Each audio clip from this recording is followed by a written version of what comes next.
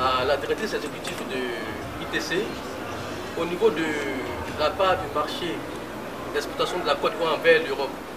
J'aimerais savoir pourquoi il y a eu une chute passant de 50 à 30%. Et aussi la deuxième question, c'est au niveau du directeur du commerce extérieur, M. Kaladi. Pourquoi est-ce que vous avez priorisé ce secteur dans le cadre du mandat Béoud, alors qu'il y a d'autres secteurs qui portent aussi, qui sont vraiment des secteurs générateurs de revenus? Pourquoi vous avez seulement axé sur ces secteurs-là particulièrement? Pour la première partie de votre question, je crois que plutôt que de parler d'une chute des exportations vers l'Union européenne, je parlerai plutôt d'une augmentation des exportations vers d'autres destinations. Et ça c'est bien, parce que cela veut dire que la Côte d'Ivoire est en train de se diversifier. Donc il y a un marché très important dans la Côte d'Ivoire qui est le marché européen, mais il y a de nouveaux marchés qui sont apparus. Et c'est normal que la Côte d'Ivoire exploite ces nouveaux marchés.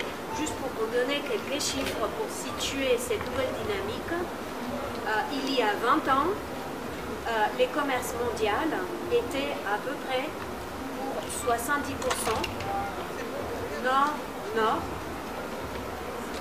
pour 20% nord-sud et pour 10% sud-sud. Eh bien, aujourd'hui, cela est en train de changer et on s'achemine vers un tiers nord-nord, un tiers nord-sud et un tiers sud-sud. Donc ce que vous voyez dans les chiffres pour la Côte d'Ivoire reflète l'émergence du commerce sud-sud dans lequel la Côte d'Ivoire commence à être très active et c'est très bien. Ce qu'il faut retenir, c'est que la stratégie a deux volets. Il y a la stratégie sectorielle et il y a la stratégie transversale. Et ces stratégies transversales, comme on l'a expliqué tout à l'heure, vont avoir un impact sur tous les secteurs, quel que soit le secteur d'activité, quand il s'agit de l'exportation. Qu'il s'agisse des secteurs traditionnels comme le café-cacao ou les nouveaux secteurs qui n'ont pas été considérés pour l'instant dans nos stratégies, seront tous impactés par les stratégies transversales. C'est extrêmement important à retenir. Donc l'activité principale ne sera pas exclusivement, on n'a pas un impact exclusivement sur les 6 différents secteurs, mais transversalement, ça va avoir un impact sur tous les différents secteurs. Par rapport à les pays spécifiques, effectivement, il y a des moments où la balance par rapport à tel pays est négative, mais globalement, la balance commerciale de la Côte d'Ivoire a toujours été positive. Même le FMI avait projeté qu'en 2012, nous devons avoir une balance commerciale négative, et ça n'a pas été le cas. Et présentement, nous sommes en très bon shape. Merci. Je voudrais donner un complément de réponse à ce qu'ont dit Madame la directrice et M. Kalaki, notamment sur la composition des produits prioritaires et sur la quantité de la part des exploitations en Europe et dans les pays de la sous-région.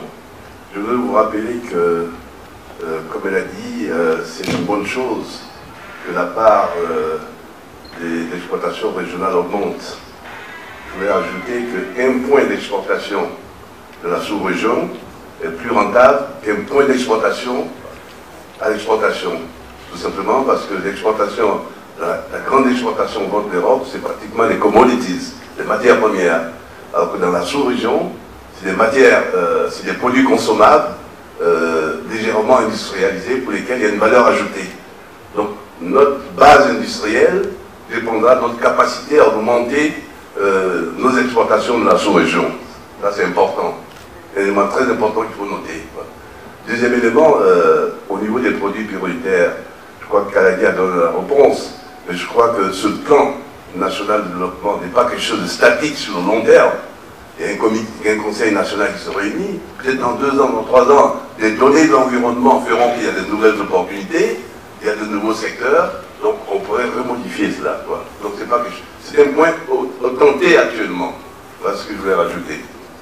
Je voulais que vous puissiez nous dire qu'est-ce qui a véritablement milité en faveur du manioc comme secteur prioritaire pour les exportations, et dans la matrice, est-ce que vous pouvez nous déballer un peu quelles sont les destinations privilégiées et les opportunités réelles qui se présentent pour la Côte d'Ivoire?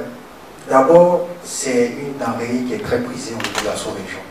Et ça a un potentiel énorme également au niveau de la diaspora ivoirienne à l'extérieur.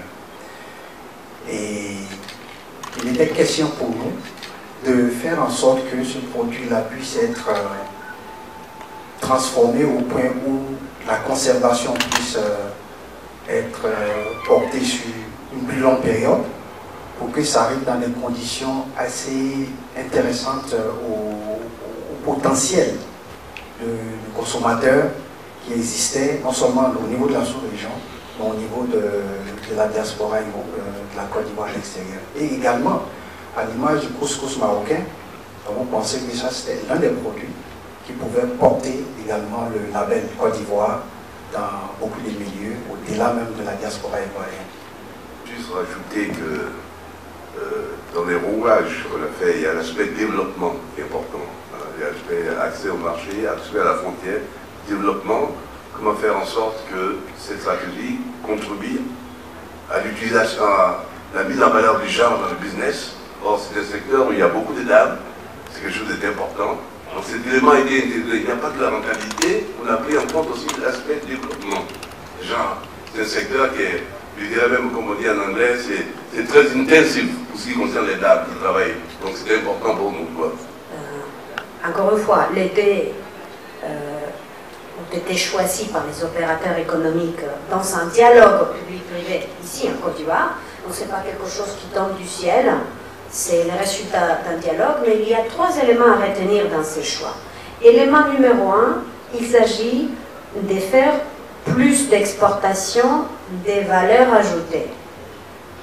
On cherche des produits pour lesquels on peut faire ici en Côte d'Ivoire plus de valeur ajoutée. Pourquoi? Parce que c'est la valeur ajoutée et pas les matières premières en brut qui vont être créatrices d'emplois. Et dans cet emploi, il y a évidemment une composante emploi des femmes et emploi des jeunes qui est très important, sachant que très souvent beaucoup de ces femmes sont des jeunes. Deuxième élément, c'est un élément de plus des petites et moyennes entreprises exportatrices. Le choix du produit, c'est aussi quelque part le reflet du fait qu'on veut faire en sorte qu'on puisse exploiter mieux les potentiels des petites et moyennes entreprises ici en Côte d'Ivoire. Je disais dans la plénière aujourd'hui que dans le monde, il nous faut créer 500 millions d'emplois entre aujourd'hui et 2030. 500 millions d'emplois. Et que c'est les petites et moyennes entreprises qui seront responsables de la création de la plupart de ces emplois. Donc il y a cette dimension petites et moyennes entreprises exportatrices, sachant que l'écosystème naturel pour l'exportation des PME, c'est la région. Un mélange intelligent entre l'agroalimentaire, les manufactures et les services. Et n'oublions pas cette dimension service qui est très très très importante si on veut aider les PME à exporter. Plus d'export de valeur ajoutée, plus de PME exportatrices et un mélange intelligent entre agroalimentaire, manufacturé et services. Mme Gonzalez, vous venez tout à l'heure de signer une lettre d'intention de financement. Sur quel montant est-ce que ça porte et comment les PME pourront avoir accès à ce financement? Alors on vient de lancer un partenariat avec la BNI Gestion sur un des aspects fondamentaux si on veut aider les PME à faire plus de valeur ajoutée et à exporter plus. C'est l'accès au financement. Alors, nous ne sommes pas une banque, ce n'est pas nous qui allons donner les financements, mais nous allons faire 2 choses qui sont fondamentales pour que les banques prêtent aux PME. Une, aider les banques à mieux comprendre les risques des PME. Très souvent, ce qui se passe, c'est que les banques refusent un crédit aux PME, pas parce qu'ils sont risqués, mais parce qu'ils sont des PME. Évidemment, une composante emploi des femmes et emploi des jeunes, qui est très important, sachant que très souvent, beaucoup de ces femmes sont des jeunes. Je disais dans la plénière aujourd'hui que dans le monde, il nous faut créer 500 millions d'emplois entre aujourd'hui et 2030. 500 millions d'emplois. Et que c'est les petites et moyennes entreprises qui seront responsables de la création de la plupart de ces emplois. Donc il y a cette dimension petites et moyennes entreprises exportatrices, sachant que l'écosystème naturel pour l'exportation des PME, c'est la région. Et n'oublions pas cette dimension service qui est très important si on veut aider les PME à exporter. C'est encore une fois, c'est la finance, c'est l'assurance, c'est la logistique, c'est les transports, c'est l'emballage, c'est le tourisme, je peux continuer la liste longue. Mais on va aussi travailler de l'autre côté à aider les PME à présenter des projets aux banques que les banques soient en mesure de financer. Très souvent, ce qui se passe aussi, c'est que les banques ne savent pas comment approcher les banques ou les institutions de financement. Parfois, ce n'est pas des banques, c'est des institutions de financement. Ils ne savent pas comment faire un projet que les banques soient en mesure de financer. On va travailler sur ces deux aspects, de manière à ce que, quand ces PME arrivent au guichet de la banque ou de l'institution financière, la réponse soit, dans beaucoup plus de cas, oui, plutôt que les cas aujourd'hui où la plupart des cas, c'est non. Tout ça vient en complément d'une initiative que le gouvernement a pris et que M. le Premier ministre vous a expliqué lors de la présentation, qui est la création d'une agence de crédit à l'export, des garanties des crédits à l'export, de manière à ce qu'on complète un autre élément qui manque très souvent quand les PME veulent exporter, qui est l'existence d'une garantie auprès que la banque va être en mesure de leur accorder.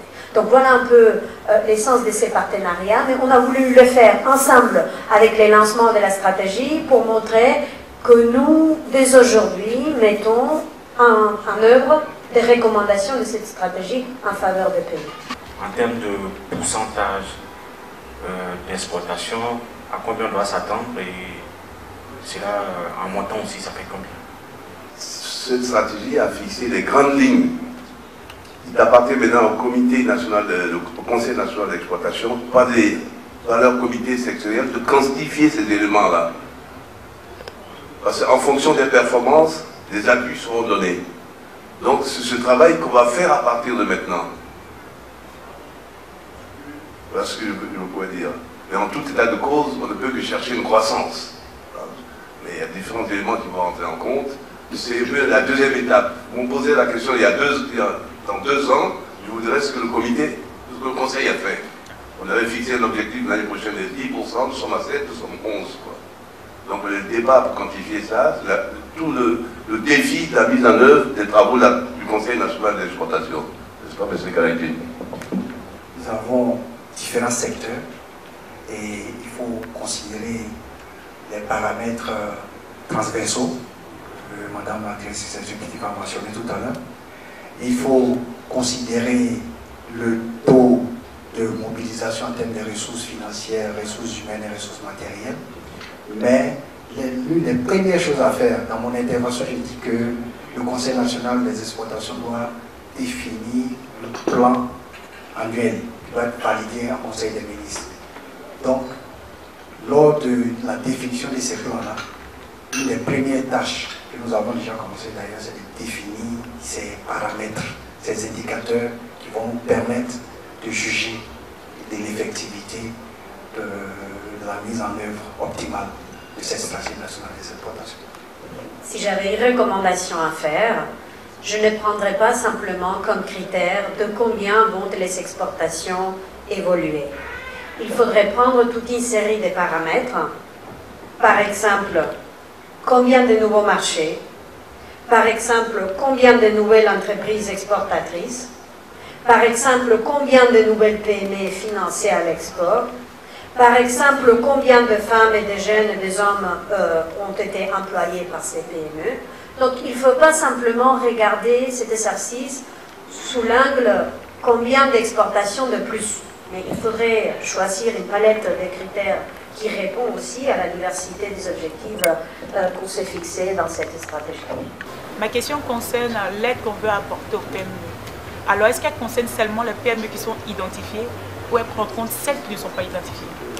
Ce que je peux vous dire, par exemple, c'est que dans les cas du partenariat que nous avons lancé avec la BNI Gestion, nous allons former des gens évaluer les risques des PME sans exclusion, les risques des PME qui veulent aller à l'international. Donc, encore une fois, on a une stratégie qui se focalise sur des secteurs où il y a un potentiel important, mais cela ne veut pas dire qu'on va délaisser les autres PME ici en Côte d'Ivoire. Nous avons un plan Phoenix qui justement a été défini pour toutes les PME. Donc il y aura des fonds, il y a un cadre de développement des PME, cadre de formation, cadre d'accès au financement. Et je vous assure, au niveau du gouvernement, toutes les PME sont concernées.